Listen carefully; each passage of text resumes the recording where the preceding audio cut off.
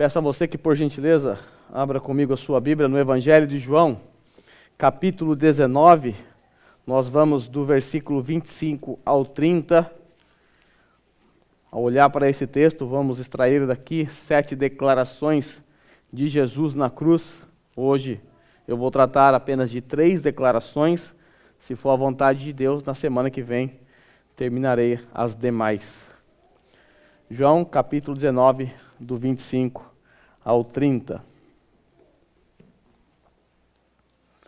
Diz assim a palavra do Senhor. Perto da cruz de Jesus estavam sua mãe, a irmã dela, Maria, mulher de Clopas, e Maria Madalena.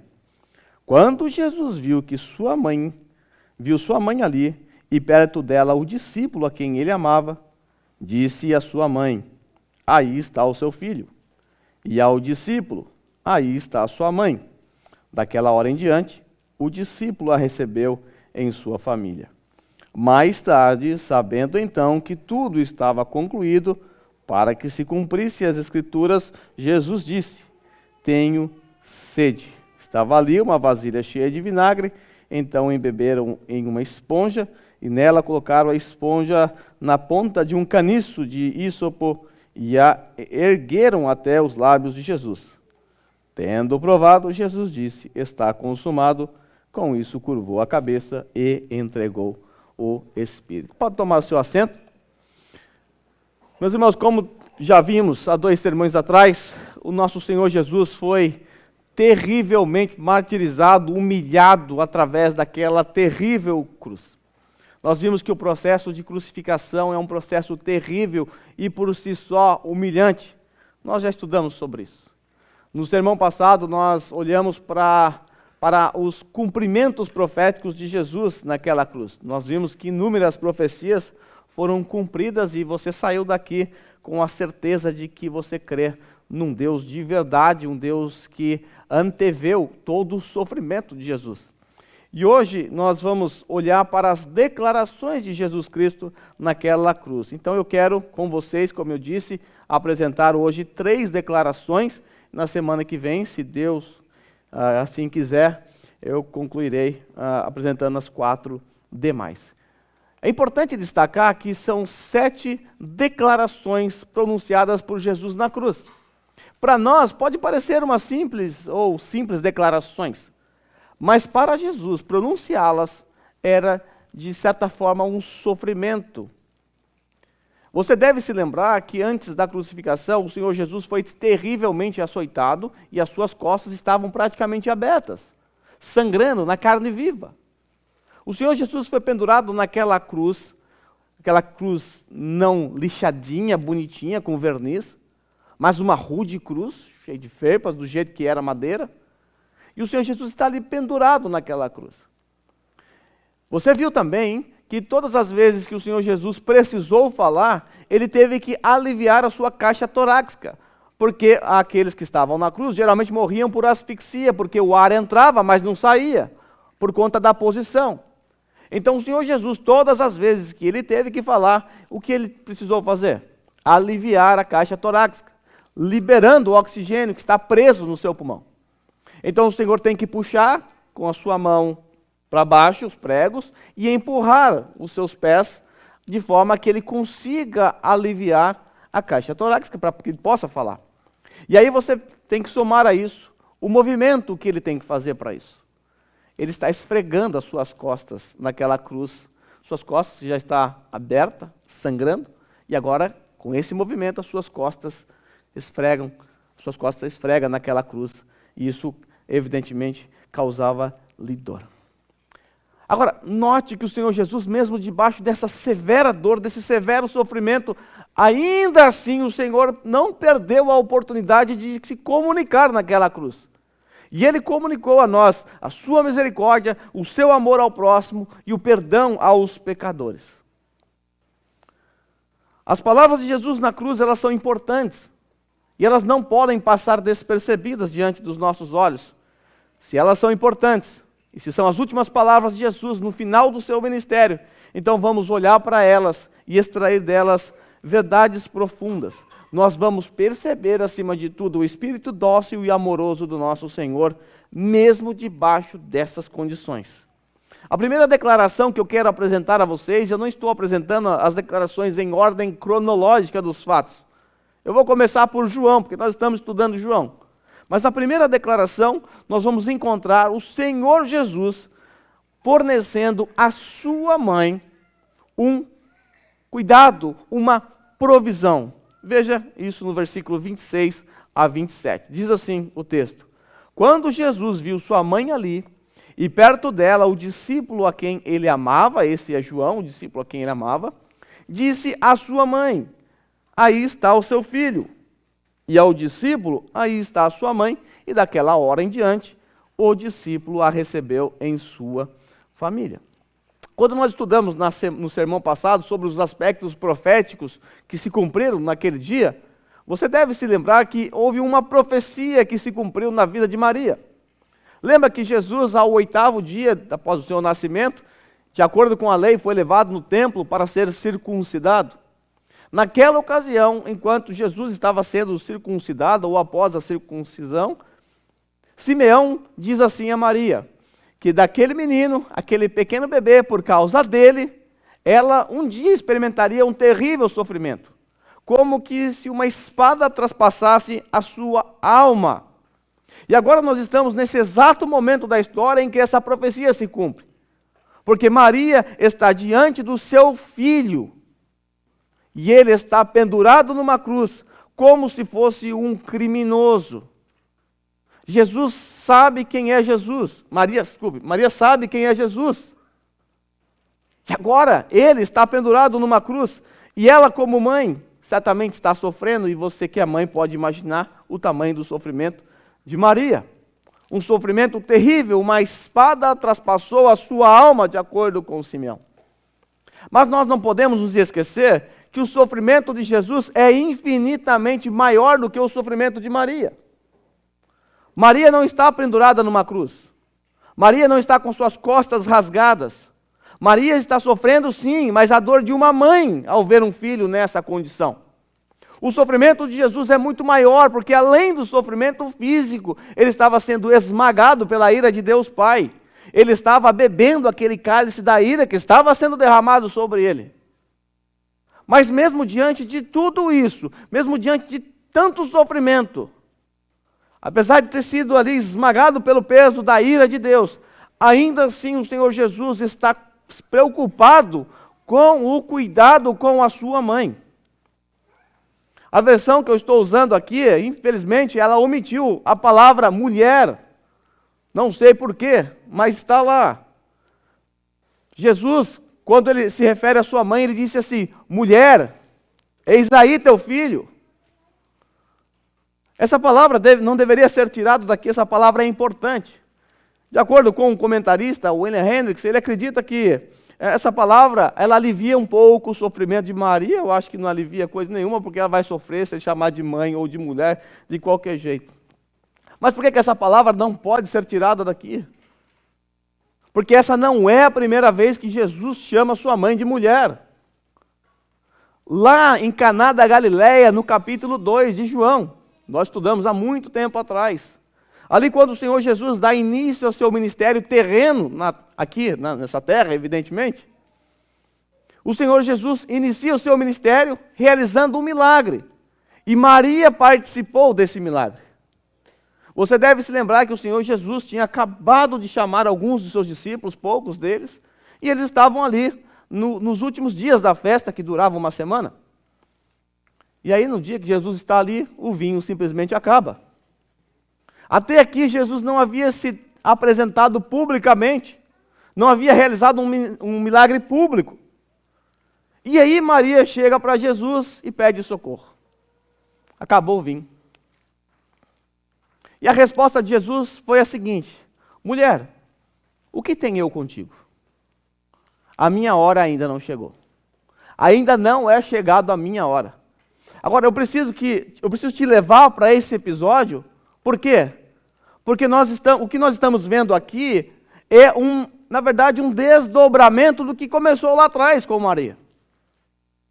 Maria, sem perceber, ela estava empurrando seu filho para o início do seu ministério, através da realização de um milagre. E nós bem sabemos, porque nós já estamos no Evangelho de João um bocado de tempo, nós bem sabemos que foram os milagres de Jesus, mais os seus pronunciamentos profundos, que trouxe irritação à elite religiosa. Você deve se lembrar que os religiosos queriam matar Jesus porque ele estava alcançando uma popularidade. E isso, evidentemente, estava incomodando a elite religiosa. Então Maria, sem perceber, estava empurrando Jesus para a morte. Deixa eu mostrar para vocês alguns textos. Em João capítulo 11, versículo 45, o Senhor Jesus, quando ele ressuscita Lázaro dos mortos, o que aconteceu? Após esse fascinante milagre, a elite religiosa ficou com raiva e começou a conspirar ainda mais a morte de Jesus. Veja o que o texto diz. O que estamos fazendo? A elite religiosa conversando. Perguntaram eles. Aí está esse homem realizando muitos sinais miraculosos. Se o deixarmos, todos crerão nele. E então os romanos virão e tirarão tanto o nosso lugar, também tirarão de nós a nossa nação. Veja que, diante de um sinal miraculoso, como esse da ressurreição de um homem que estava morto há 4 dias, a elite religiosa, ao invés de adorar a Deus, reconhecer a divindade de Jesus, reconhecer que ele é o Messias, o profeta, eles ficaram irritados e procuraram a morte de Jesus. E a ira deles foi tão grande, que eles até pensaram em matar o coitado do Lázaro, que não tinha nada a ver com a história. Os judeus, então, perseguiram Jesus, principalmente por conta dos sinais miraculosos. Mas agora volte comigo à expressão mulher. Por que Jesus não chamou Maria de mãe? Por que lá em Caná da Galileia ele chamou ela de mulher? Será que o Senhor Jesus estava sendo descortês com sua mãe? Evidente que não. Até porque se nós pensarmos que na cruz ele usou a mesma expressão, diante do sofrimento de sua mãe, ele seria muito indelicado com ela. Ela estaria sofrendo, com uma espada traspassando a sua alma, e ele vai ser desrespeitoso com a sua mãe nesse momento? Claro que não. Também Jesus não pode desrespeitar a sua mãe, porque isso é uma violação do 5º mandamento. E se Jesus violou o 5º mandamento, ele é pecador que nem nós, merece morrer na cruz, merece receber a ira de Deus. Certamente que não é desrespeito. Na verdade, para nós, esse tipo de expressão soa um pouco indelicado, é verdade. Na minha adolescência, se eu chamasse minha mãe desse jeito aqui, um chinelo saia voando, o bumerangue dela, que é o chinelo, vinha na boca. Fala assim, mulher, o que você está fazendo para nós comer? Sai correndo. E ela ia catar, não adianta, pode correr à vontade, o chinelo alcança. Eu não sei que chinelo é esse que tem teleguiado, que fazia a curva. Porque para nós é um pouco desrespeitoso, mas naquela cultura não. Jesus chamou a mulher samaritana assim também. A grande questão é, o que o Senhor Jesus quer dizer com isso? Por que ele passou a chamar Maria de mulher ao invés de chamá-la de mãe? O que ele queria mostrar para ela? O que ele queria mostrar para ela em Caná da Galileia é o mesmo que ele quer mostrar na cruz. É importante entender que Jesus havia ficado em silêncio por alguns anos, até começar o seu ministério em Caná da Galileia. E o ministério de Jesus começou quase 3 anos antes da sua morte. Agora o Senhor Jesus, ali em Caná da Galileia, estava prestes a dar início ao seu ministério terreno. E Maria precisava entender que tudo, inclusive os seus laços familiares, estariam subordinados à missão de Jesus Cristo. Ela precisava entender. E de fato, ela realmente entendeu. Porque lá em Caná da Galileia, quando Jesus disse, mulher, o que tenho eu contigo? A minha hora ainda não é chegada. Maria ordenou então que aqueles homens responsáveis pela festa obedecessem a tudo aquilo que Jesus estaria a ordenar. Maria precisava entender que a missão de Jesus estava começando naquele momento. E agora, ele seria muito mais do que seu filho. A partir daquele momento, ela precisa entender que ele seria também o seu Redentor. Agora Jesus vai seguir o plano divino pelo qual ele foi enviado a este mundo. Jesus Cristo veio para ser o Cordeiro de Deus que tira o pecado do mundo. Inclusive, ele tira o pecado de Maria, que ao contrário do que pensam os católicos, Maria era uma pecadora também. É claro que Jesus continua amando Maria, continua respeitando, sabendo que ela era sua mãe, mas ela deveria vê-lo como muito mais do que um filho agora. Agora ela precisa olhar para ele e entender que ele é o seu Senhor, ele também é o seu Salvador. Ela precisa entender, como entendeu nessa festa, que é Jesus que realiza ou faz o que ele quer, não é Maria que ordena e manda, como diz os católicos também. Certamente, nesse momento, lá em Caná da Galileia, quando Jesus reagiu assim, Maria foi lembrada das palavras de Jesus. Quando com 12 anos, ele ficou no templo, seus pais voltaram para a Galileia. Chegaram lá na Galileia, cadê Jesus? Ficou no templo. Lá se vai a uns 30 quilômetros de caminhada para chegar no templo atrás de Jesus. E eles encontram Jesus ensinando o menino de 12 anos. E a resposta de Jesus para seus pais foi o seguinte: não sabeis que me cumpria estar na casa de meu pai? Vocês são meus pais, mas esse é o meu verdadeiro pai. E eu estou fazendo aquilo que meu pai me ordenou. Estou cumprindo a missão que eu vim realizar aqui na terra. Isso Jesus com 12 anos.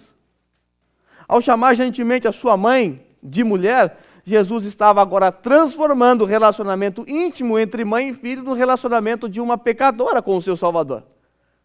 E sem perceber, como eu disse, Maria, com esse ato, com esse gesto, estava empurrando Jesus para a morte. Por quê? Porque os milagres realizados por Jesus trouxeram problemas, irritações na elite religiosa e por causa disso eles mataram Jesus.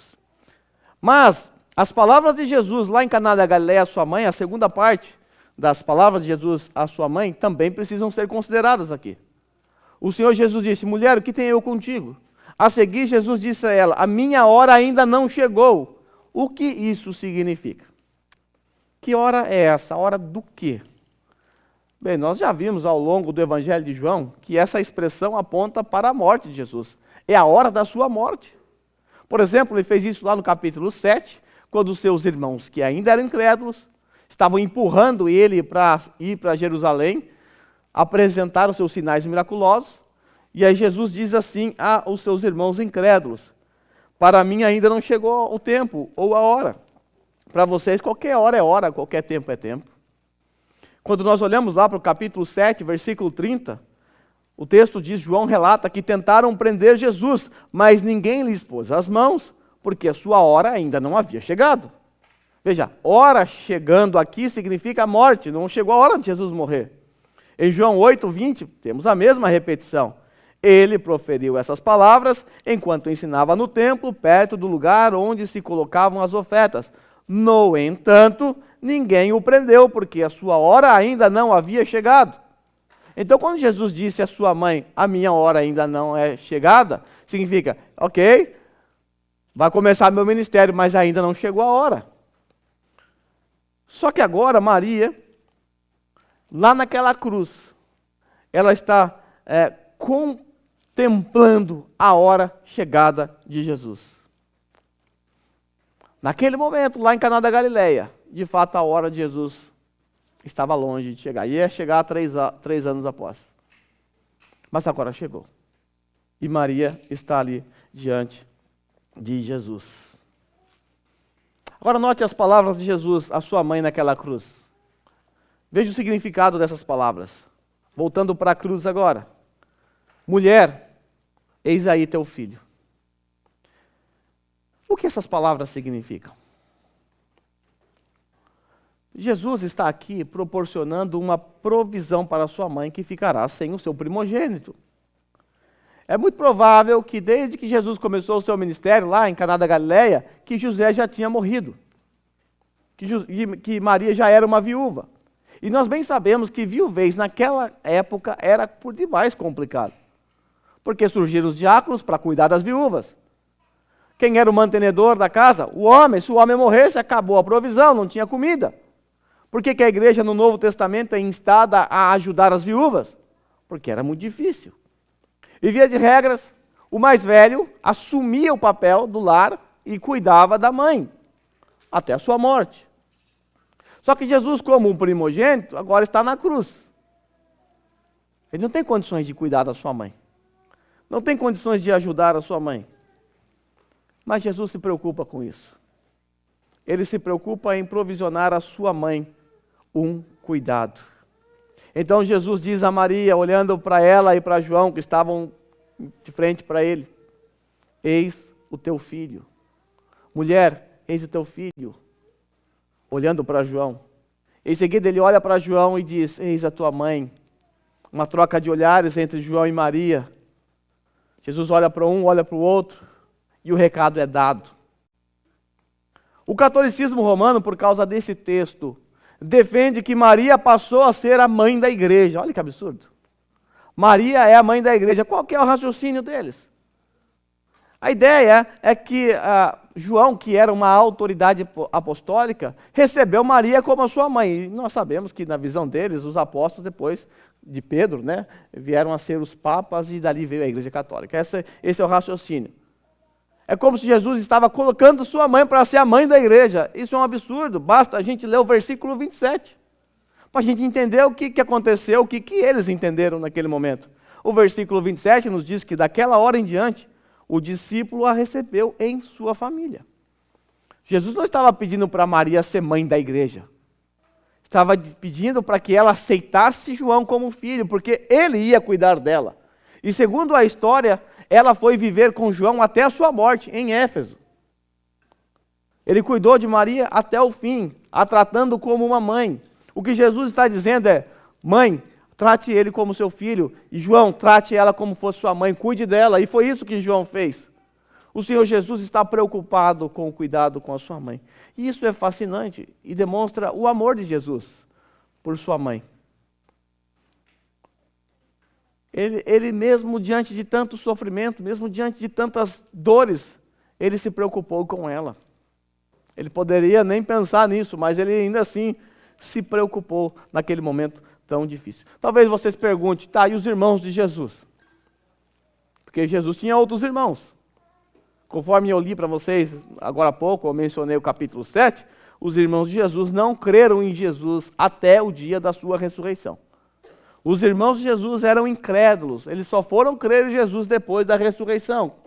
Lá em Atos capítulo 1, versículo 13 e 14, diz assim: quando chegaram os discípulos, subiram ao aposento onde estavam hospedados. Achavam-se presentes Pedro, João, Tiago e André, Filipe, Tomé, Bartolomeu e Mateus, Tiago, filho de Alfeu, Simão, o Zelote, e Judas, o filho de Tiago. Todos eles se reuniam sempre em oração com as mulheres, inclusive Maria, mãe de Jesus, e os irmãos dele. Veja, lá em Atos capítulo 1, os irmãos de Jesus estão numa reunião de oração, porque vieram a crer, inclusive um deles escreveu um dos livros do Novo Testamento também. É impressionante a gente perceber que o Senhor, mesmo ocupado com o acontecimento mais importante da história da redenção, ainda assim ele demonstrou um gesto lindo que fala muito sobre a natureza dócil e amorosa do nosso Senhor, que embora estivesse sofrendo muito, não deixou de cuidar da sua mãe. E de fato, Jesus estava cumprindo ali o 5º mandamento, ele estava honrando a sua mãe até mesmo diante da sua morte. Agora admita, demonstrar amor por alguém que nos ama é tranquilo. Amar ou demonstrar amor por aquelas pessoas que demonstram seu amor para conosco é muito tranquilo. Mas o nosso Senhor não só demonstrou amor por sua mãe que o amava. A seguir nós vamos ver que o Senhor demonstrou o seu amor até mesmo por aqueles que o penduraram na cruz.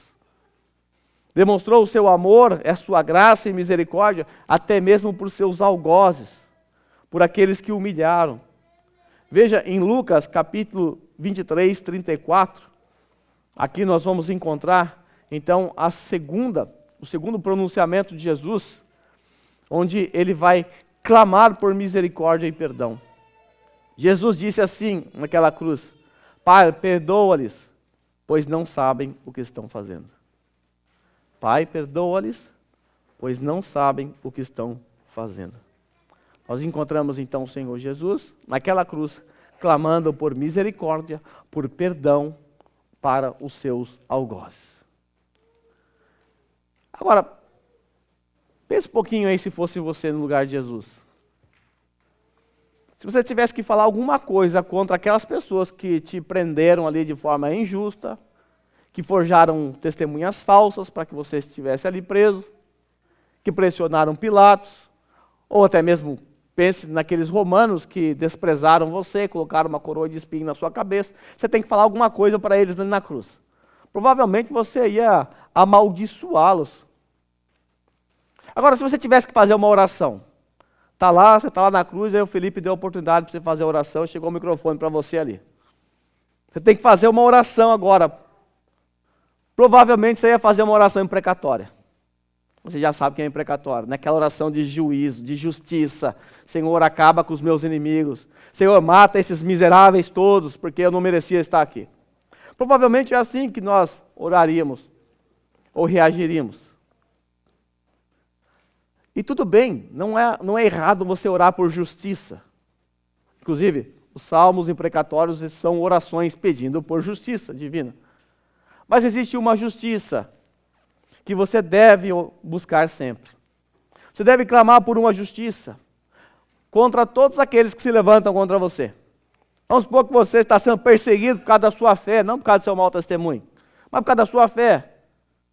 Estão te maltratando, até fisicamente, e você tem que orar por essas pessoas. Clame por justiça, mas peça a justiça de Cristo. Essa é a melhor justiça que os nossos adversários podem receber, porque quando a justiça de Cristo for imputada em qualquer ser humano, ele deixará de ser seu inimigo, passará a ser seu irmão em Cristo.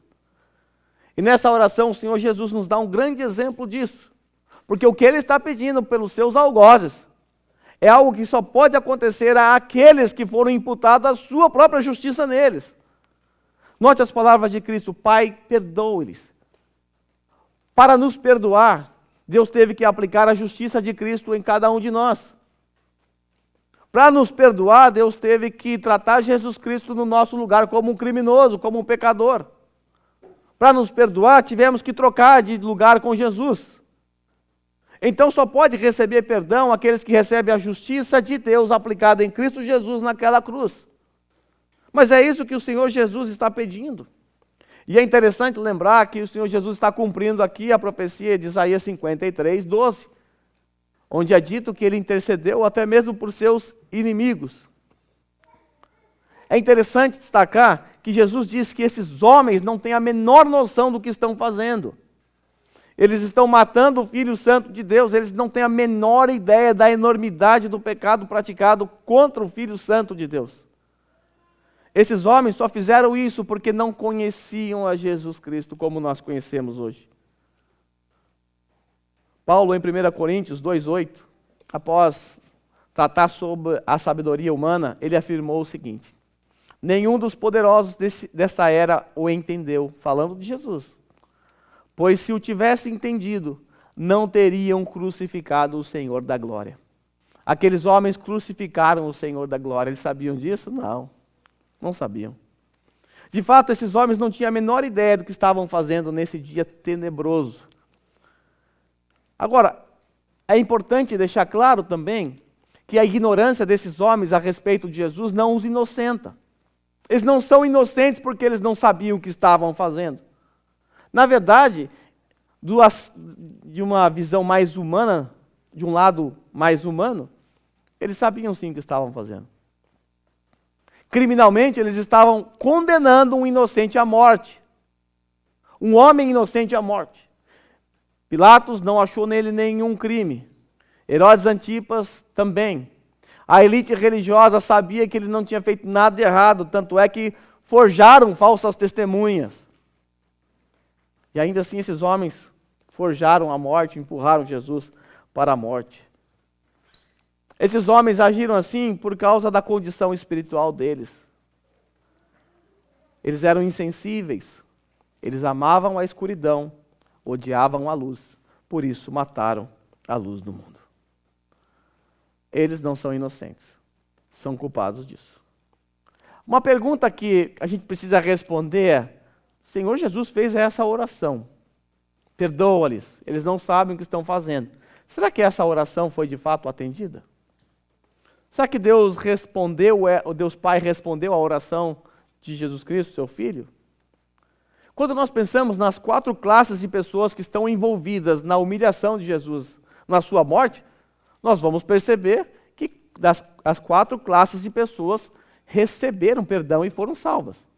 Não todas as pessoas dentro dessas classes, mas as 4 classes de pessoas foram alcançadas. Olha que interessante. Quais são as 4 classes de pessoas envolvidas na morte de Jesus?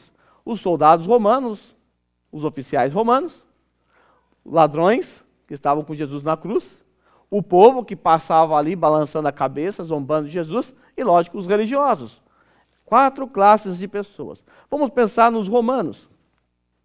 No que se refere aos romanos, naquele dia, enquanto aquele lugar ficou em trevas por 3 horas, Lucas registra que após isso e outras coisas que aconteceram naquele dia, que a gente vai ver em sermões futuros, um centurião, o que é um centurião? Um oficial responsável por cuidar de 100 soldados, um oficial romano, um centurião, vendo o que havia acontecido, Lucas diz que ele louvou a Deus e disse, certamente esse homem é justo. Veja, nós estamos vendo do lábio de um centurião um reconhecimento de que Jesus não era culpado e de que esse homem também louvou a Deus. Quando nós pensamos nos ladrões da cruz, você sabe que tinha um de cada lado, nós percebemos também que um deles foi alcançado, foi alvo da oração de Jesus, reconheceu Jesus como rei de Israel e foi salvo. Um não foi, o outro foi. Quando nós pensamos no povo que passava ali, balançando a cabeça, demonstrando seu desprezo contra Jesus, a resposta de Jesus também foi respondida. Você deve se lembrar que no dia de Pentecostes, que é uma festa que vem logo após a festa da Páscoa, nós estamos aqui na semana da Páscoa, a seguir vem uma festa chamada Pentecostes. E os judeus, eles iam para Jerusalém e ficavam até a festa do Pentecostes. Então eles ficavam ali naquela região. Aqui, nesse dia, nós não sabemos quantas pessoas se converteram aqui, se teve conversão ou não. Mas certamente, muitos dos que estavam ali zombando de Jesus, nesse momento da história, balançando a cabeça, desprezando Jesus, foram alcançados no dia de Pentecostes. Se você ler lá Atos capítulo 2 em diante, você vai ver uma crescente conversão por parte dos judeus, ali nesse relato feito por Lucas. Essas pessoas, de fato, receberam perdão de Jesus Cristo. Mas e os religiosos? Será que dá para salvar religioso daquela estirpe? Aquelas cobras venenosas, aqueles homens malignos, conhecedores da lei, defensores da lei? Será que dá para salvar essas pessoas que, mesmo conhecendo a lei, fizeram isso com Jesus Cristo? Em Atos capítulo 6, versículo 7, note o que está escrito ali. A palavra de Deus começou a crescer, o perdão começou a ser espalhado, muitos convertidos, e aí Atos 6, 7 diz assim: assim a palavra de Deus se espalhava, crescia rapidamente o número de discípulos em Jerusalém, também um grande número de sacerdotes obedecia à fé. Veja, houve uma conversão em massa dos sacerdotes. Então nós podemos dizer assim que a oração de Jesus Cristo, de certa forma, foi atendida, porque ela alcançou as 4 classes de pessoas que estavam envolvidas na sua morte: os romanos, ladrões, o povo e os religiosos. É importante que você compreenda também que esse apelo que Jesus faz para os seus algozes não era uma garantia de que todos aqueles que estavam à sua volta, ali na cruz, receberiam perdão imediato e incondicional. Jesus estava intercedendo em nome daqueles que se arrependeriam, daqueles que o reconheceriam como Senhor e Salvador. E isso de fato aconteceu quando esses homens foram tocados pelo Espírito Santo. E quando isso aconteceu, eles perceberam a gravidade do que tinham feito. E ao perceber a gravidade do que tinham feito, se arrependeram dos seus pecados. E ao se arrepender dos seus pecados, foram em busca de Jesus Cristo, confessando a ele os seus pecados, e dele recebeu o perdão. De certa forma, nós podemos dizer que foi exatamente isso que aconteceu conosco. Porque até o dia da nossa conversão, nós também desprezávamos o Senhor. Nós não nos importávamos com a lei de Deus, em obedecer, em fazer a vontade de Deus. Talvez alguns de nós até zombamos de Jesus. Talvez até fizemos alguma piadinha maliciosa com relação a Jesus. Talvez. Mas o que aconteceu conosco? Por que houve uma mudança em nosso pensamento com relação a Jesus? O que aconteceu é que um dia nós fomos graciosamente atraídos e incondicionalmente fomos levados a Jesus, através da sua graça irresistível. E uma vez atraídos para a sua luz, nós conseguimos perceber o quanto nós estávamos imundos pelo pecado. E ao perceber a nossa imundícia, nós clamamos por perdão, por socorro. E o Senhor Jesus nos perdoou, assim como fez com aquele ladrão. E Ele nos deu, então, uma nova vida e nos deu limpas vestes.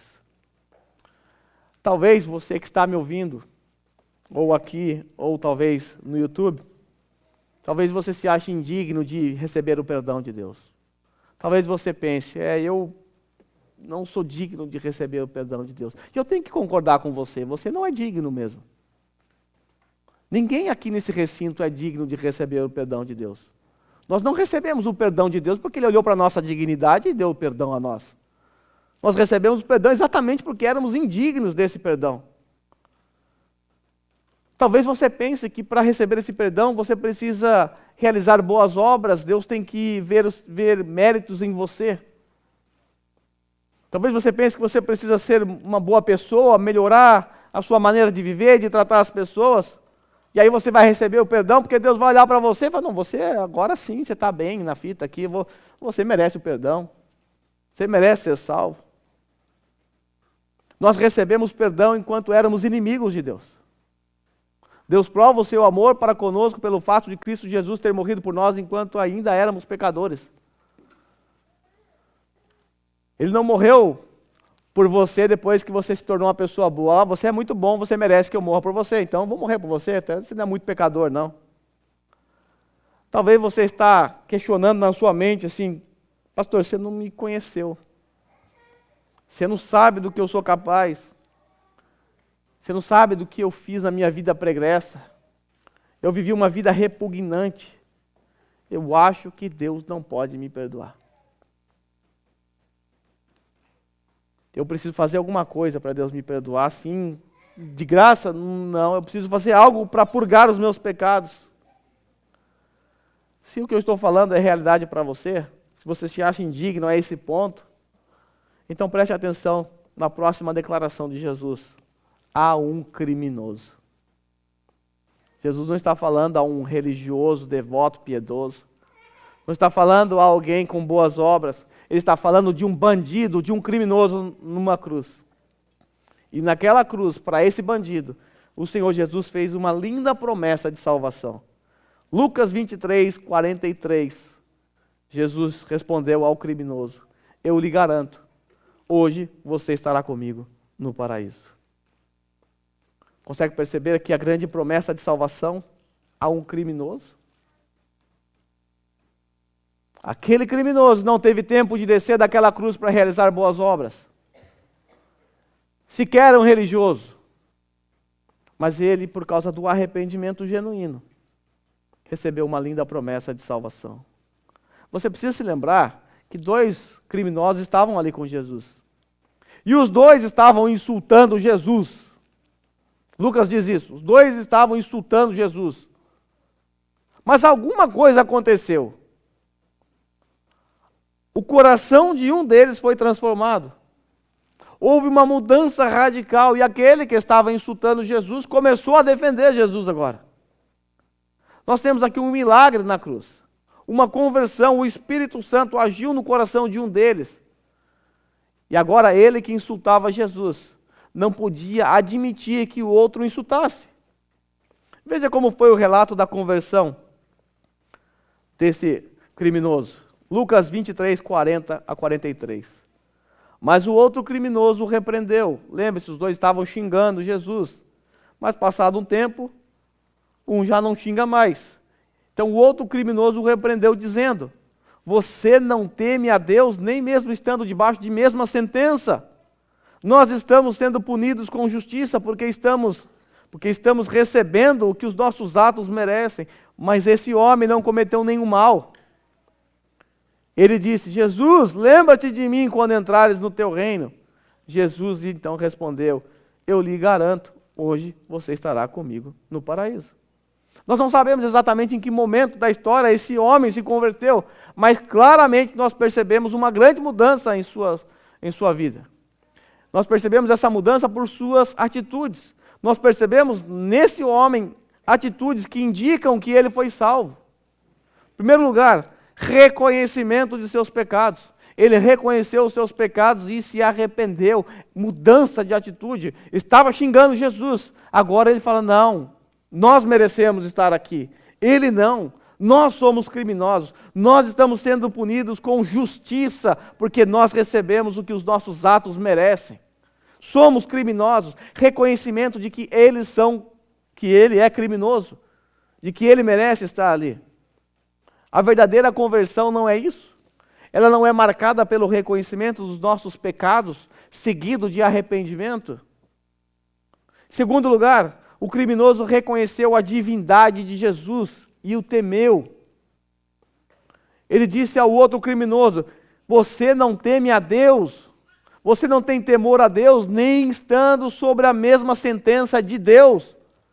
É Deus que está pendurado na cruz e você não teme estar na mesma sentença dele. Ele está reconhecendo claramente a divindade de Jesus.